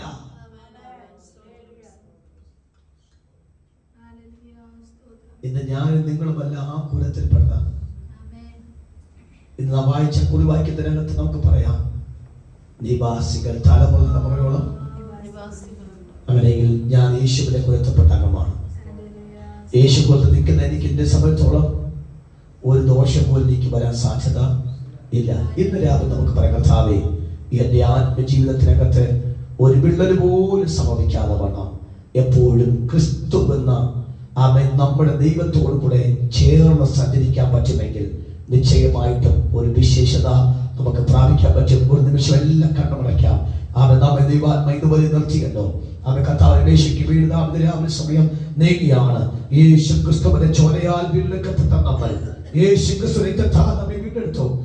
അവന്റെ മക്കളും അവന്റെ പുത്രന്മാരുമാക്കി ഒക്കെ നമ്മയാക്കി തീർത്തിരിക്കുന്നു. ആ ദൈവത്തിന്റെ കൃപയുടെ മുമ്പാകെ നമുക്ക് ഒരു നിമിഷം കൂടി കണ്ണടയ്ക്കാം. നമുക്ക് പ്രാർത്ഥിക്കാം. ഈ കണ്ണൂതിന് മുമ്പാകെ പിന്നെ പ്രാർത്ഥിച്ചാണ്. Thank you lord Jesus. Hallelujah.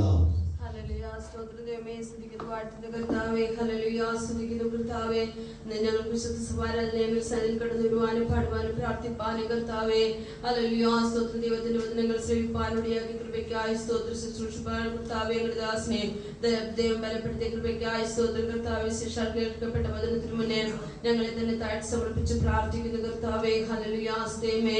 സ്തുതിക്കുന്നവർക്ക് ദൈവം കൊടുക്കുന്ന കർത്താവേ ഹല്ലേലൂയ അനുഗ്രഹങ്ങൾ. ഹല്ലേലൂയ. സ്തോത്രം. കർത്താവേ, ഒരു സ്തുതിക്ക് വേണ്ടി പ്രാധാന്യം കൊടുക്കുന്നവർക്ക് വേണ്ടി, സ്തുതിക്കുവാൻ സമയം കണ്ടെത്തുന്നവർക്ക് വേണ്ടി, സ്തുതിക്കുവാൻ അവസരങ്ങൾ കണ്ടെത്തുന്നവർക്ക് വേണ്ടി കർത്താവേ ഹല്ലേലൂയ അവരെ ദൈവം മാനിക്കുന്ന മാന്യതകൾ നിങ്ങൾക്ക് കർത്താവ് മനസ്സിലാക്കുവാൻ സാധിച്ചുള്ള കർത്താവേ ഹല്ലേലൂയ.